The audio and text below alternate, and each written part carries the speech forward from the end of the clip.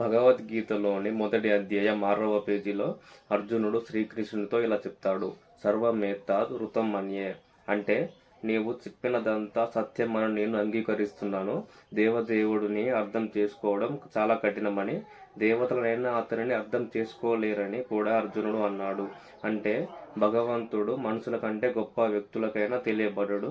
ఇక భక్తుడు కాకపోతే మానవుడు శ్రీకృష్ణ భగవాను ఎట్లా అర్థం చేసుకోగలుగుతాడు? అందుకే భగవద్గీతను భక్తి భావనలోనే స్వీకరించాలి.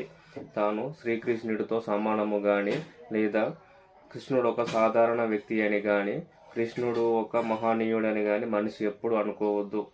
భగవద్గీతను అర్థం చేసుకోవడానికి ప్రయత్నిస్తున్నట్టి వ్యక్తిని అర్జుని పలుకులను బట్టి మనము కనీసము సిద్ధాంతపరంగానైనా శ్రీకృష్ణుని దేవదేవునిగా అంగీకరిస్తే ఆ వినమ్ర భావనలోనే భగవద్గీతను అర్థం చేసుకోగలుగుతాం.